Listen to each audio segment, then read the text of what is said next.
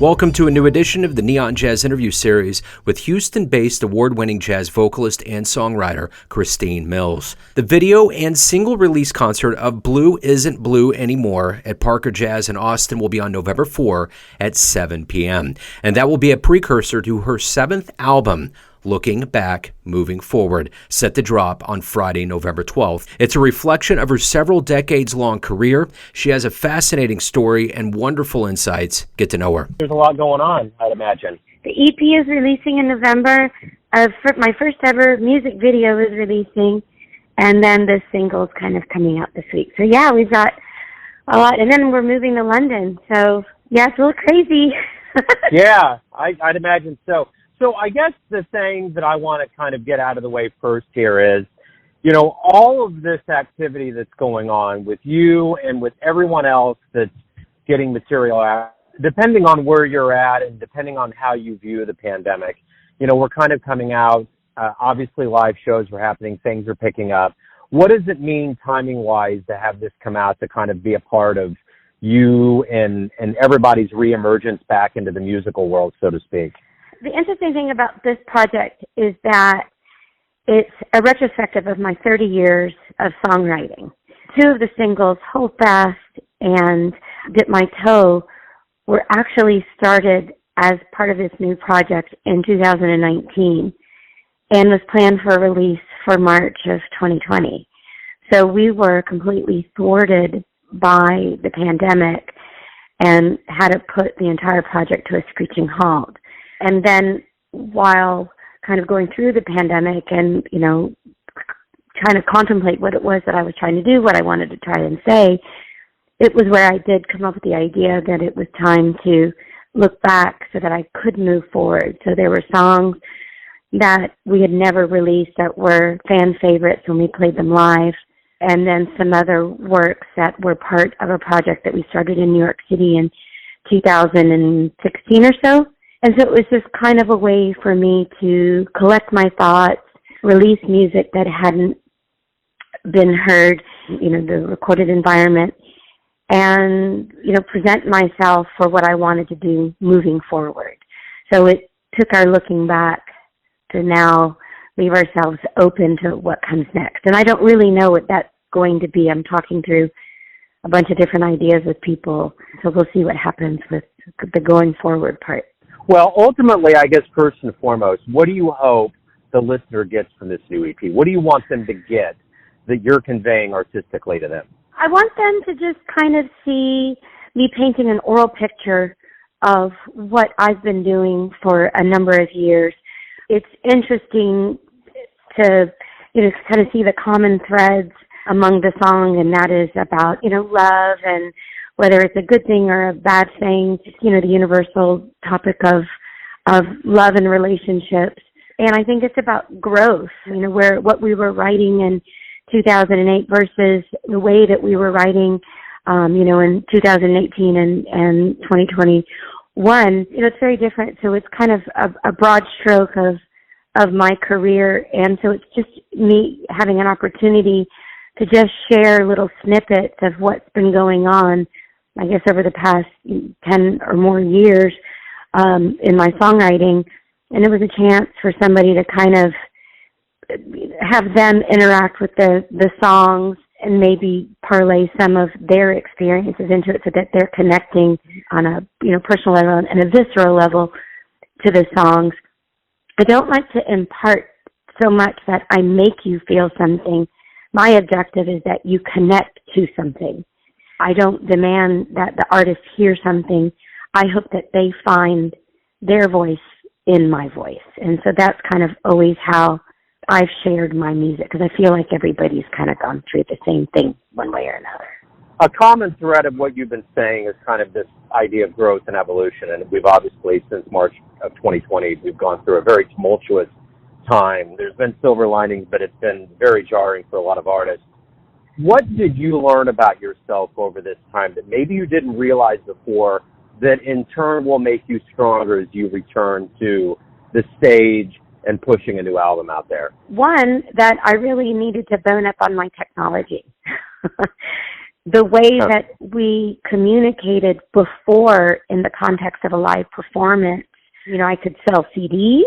I would autograph CDs. It was always person to person, and I had the ability to connect to a person one-on-one. And then when the pandemic hit, I then had to learn how to connect with people on a very different level. It made me jump into, kind of the present way that the younger generation of musicians had been pushing their music out. And we as the older jazz artists were kind of like scoffing. They're all produced and, and they're not real singers and they're not doing this. Well, guess what? Is now I have to go sing live in a video without the benefit of any kind of production. And so, you kind of get your, what handed to you on a silver platter, where you realize where you need to work on technique, where you need to work on communicating effectively in a social media environment. Basically, it's a new language, I think, is what came out of it. I'm learning. I won't say that I've learned, but I am learning how to speak a new language, how to communicate through a new medium. That's what forced the video. I had never done a music video because I just was very resistant to it, because I was always about live performance and touring and being in front of people and talking to people. When we decided to do my first ever music video, I turned to Morris Malikoff, who's been shooting virtually almost all of my album covers, for the exception of maybe one or two. And he's been my professional photographer for years and years and years. And he had been asking me to direct my music video. And so I finally said, I need to do this. During the pandemic, I took a course at Bauer School of Business, which is the business school at the University of Houston. And Matthew Knowles, Beyonce's dad, was teaching the course. And he kept reiterating over and over again when it came to music in the digital age, which is where we are now, certainly forced even more forcefully through by COVID, is that music is seen, not heard. And we needed to be, as artists, more cognizant of how we're seen rather than how we're heard. And it hurts my heart a little bit as a jazz artist because, again, we try to be truthful, present our work in a non-highly produced way. And now I'm doing that. So that was a challenge for me to, also do recording sessions virtually where, my guys in New York are working on things and sending it to me for my approval. And then I go there and record vocals, which to me was very strange. So that started to emerge as the pandemic started to lift a little bit and we started to get vaccines. I was able to travel to New York to work with my producers, but in a very, very different way. It's unusual. I still love live performance, and I'm grateful when now I'm able to emerge and do live performances. But our live performances are now going to be live streamed. So now we're combining that in-person performance experience with a live stream. So I think that's where I'm at on it. It's a hard question because it doesn't necessarily belie a positive remark, but it has definitely encouraged change and growth. And, get with it, sister. Right, yeah. But for better or for worse, yeah, that's been kind of the way the world evolved. There's an idea of concept and reality, and with your first music video, what was going through your head when you saw the finished product for the first time? I shouldn't say it on the radio. Damn, I'm getting old. It's hard to be, 3, decades into songwriting and do your first ever video, and so the realization that you're getting older as an artist and competing with a younger market. I think that's probably the first thing that came to being, in that I'm always uncomfortable in front of a camera. I don't like it. I love performing for you live. I don't like the camera, whether it's a video, whether it's a photograph. So that was it was really, really, really difficult for me to do it. And it makes me respect the process even more. And it's very, very, very, very expensive. And to do, the kind of video that I would like to do is cost prohibitive. So I was grateful that my longtime collaborator, Morris, was so generous. The location was free. It was very generously donated by some friends here in Houston, and the actors that participated in it also did it gratuitously. So, I'm grateful that I was able to have friends, and I think the positive side of it is that there were so many people that were respectful of me as an artist and wanted to participate in my first ever music video, that it made it such a gift and such a act of kindness from so many people, that I'm proud of the song, I'm proud of the message, and I'm proud of the collaboration, because it was so many people pulling together to see that I'm successful in this context. So I'm appreciative of that. For 3 decades you've been at it, that's a long time, and there's something to be said about longevity. I think we kind of sometimes, as the fans out here, take that for granted, but it's hard, it's a lot of work, and there's got to be love that goes into it. What has fueled you every day? What fuels you, and what do you love the most about being a musician? Some people say that when you're a vocalist, like I am, that, we do it because we want to be the center of attention. That's probably the last reason why I do it. I do it because I love musicians. I do it because I love writing. I do it because I love collaborating. I do it because I love the intimate conversation that I get to have with my musicians when I play with them, not in front of them. When I play as a musician, one among them. And for me, that's the greatest part of being a musician and an artist, is getting to work with so many smart people, so many talented people, some of which who I do call very, very close friends and have been for many years. And that's the reason why I get out of bed and do it, because it is miserably difficult. It is costly and time-consuming and ever-changing and ever-evolving. And the way that we can get to our fan base now is harder, because there's so much competition out there, not necessarily in quality, but in number. And it's really difficult sometimes to rise above the fray because there's so much out there. And, I'm competing in a very visual world now with social media, and that's the part that takes up so much of my time. I find more time is spent in the promotion management of gigs, putting out material, rather than the writing and creation and the practicing of the craft. And I long for those days where I was doing that more. So if you have a dream tonight and you run into your younger self around the time that you were starting out in the business, and you could give yourself one piece of advice, and this is by no means a regret question, this is taking the wisdom that you've gotten over all the years, and you could tell your younger self one thing, what would it be? Study your craft more diligently. I regret that I didn't learn the music vernacular the way that I would like to be able, in the way that I would like to be able to communicate. I was always working, doing a second job plus singing, because, I never made enough money exclusively, being able to live by my music.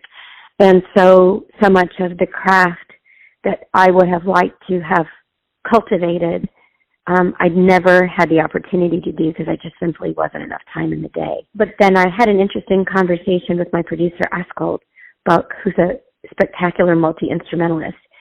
And he said that he laughed at me because he's like, you're perfectly proficient on the guitar, and you can communicate, what you need to us, so that, we can do what we need to do.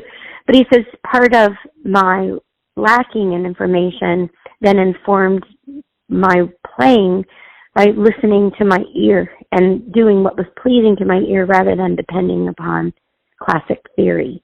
And though I would depend on theory if I got stuck somewhere, okay, well, the natural progression would be X, Y, and Z. Let me try these different variations. Oh, yeah, that works. Totally that works.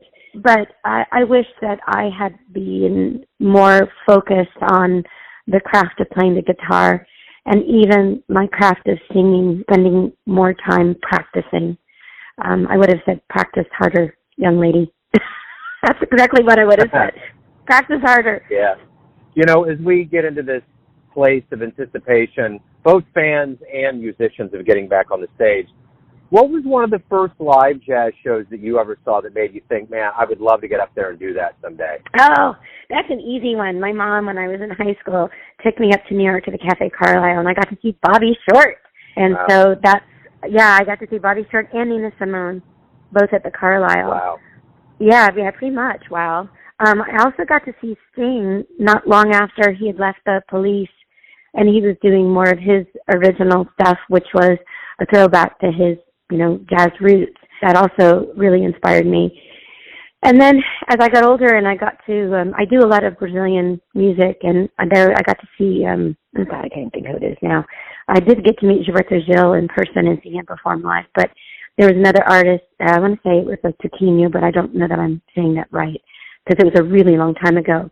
But it was in Miami, and it was just a man and his guitar playing, and the crystalline clarity and the way that his sound engineering was done. The sound was engineered for this room, and the way that his voice was engineered for the room was so extraordinary. It's been, that's probably one of the performances that really impacted me, and I've been seeking that sound in a live performance ever since.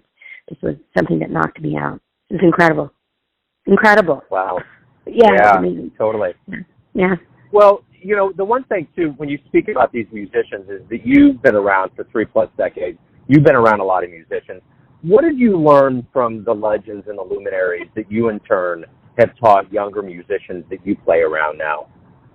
Context. Context is really important. So many of the younger musicians that I work with don't have the musical references that we of my generation would expect of them. So in having the honor of working with the Duke Ellington Orchestra and working with Brazilian artists and jazz artists that have since passed that were part of, the scene back in the 50s, 60s, 40s, they imparted a lot of wisdom. Mostly it was craft and context. And, there's so many wonderful books that you can read where you get to understand the threads and the ties that binds each of the classic jazz musicians to one another and the songs and the reason for being. I would hope that some of the younger artists would spend some more time studying the traditional repertoire and understanding the context in which they were created. Because it informs you as to how you perform those songs and why.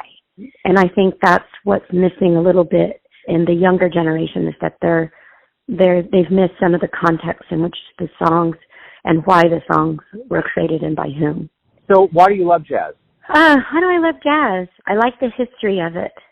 I like the sound of it. I like the tonality of it. I like the discourse of it. I like the personality of the musicians who play it. I like the intimacy of what happens when you play jazz, not only among the musicians, but between you and the audience. I think that it's a beautiful and emotionally charged way to share an experience and a feeling that I don't feel like you have sometimes in the other genres.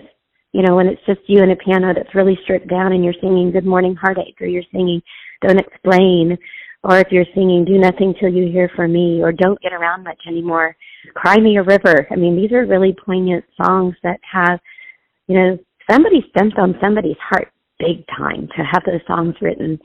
And I like the tragedy and the beauty in those songs. I think they're spectacular. I like everything about it. Love everything about it. I really do.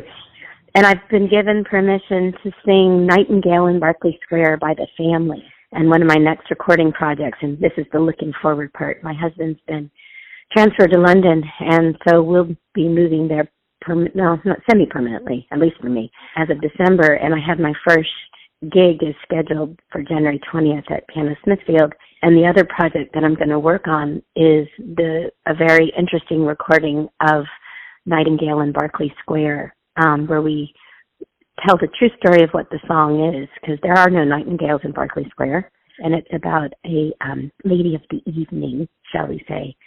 And so we're going to try harmonically to do an interesting arrangement of it that kind of gives a little bit more tension to the song in a more modern context. So that's one of the things I'm excited about doing. I did something like that on Bossa 2 with Klaus Mueller, who's Herbie Hancock's orchestral arranger. And we reharmonized the arrangement of Meditation. And instead of the story where Jobim is watching his lover go on a ship back to Europe, if instead you're burying your significant other, and what would that sound like? And that's why you hear the church bells ringing in the beginning of the song, and then you hear a very modal sound in the way that we did the piano accompaniment to the voice. And it's, I think it's kind of a tearjerker personally. I was going through some interesting stuff at that point, so to me it was a very poignant way to approach the song. Well, yeah, that is deep. Yeah. That's deep. That's deep, baby. Yeah. Well, so speaking of deep, I'm gonna stay there, and I'm gonna ask you this. Everyone has a perception of you, your family, your friends, your fans, but ultimately you live your life. You have a perception of you. Who do you think you are? Depends on the day and the mood swing. I'm a storyteller. That's mostly how I would define myself in all aspects of my professional life, whether I'm working as a musician or a performer or a singer or a writer, or I'm doing the marketing and advertising. I'm telling stories. But me as a person, individually, I'm actually pretty shy. I love my family deeply, love my husband, love my daughter, love my mom, my brother, my dogs, and I love being home with them and caring for them and listening to their stories. There's an interesting dichotomy between myself as Kristine and then the performer, Kristine. So I tend to, it's hard to answer that question without saying that there's two selves that exist. The self that the family sees and then the self that the other sees. And I'm extremely protective of the personal self. So Beautiful. It does rear its ugly head in the music. There you go. Yeah, I get it. That's good. That's a great way to wrap everything up. Thank you for taking some time out to talk with me here at Neon Jazz. Good luck with the album and the video and everything as, the world opens up a little bit more. Yes, thank you so much. Well, I appreciate your time, and hopefully we'll see you guys live up your way sometime in the near future. Thanks for listening and tuning in to another Neon Jazz interview, where we give you a bit of insight into the finest singers in Houston, Kansas City, and spots all over the world, giving fans all that jazz. Thanks to Kristine for her time, music, and class. If you want to hear more interviews, go to Famous Interviews with Joe Domino in the iTunes Store. Visit neonjazz at youtube.com, and for everything Neon Jazz all the time, go to the neonjazz.blogspot.com. Until next time, enjoy the jazz, my friends. Any more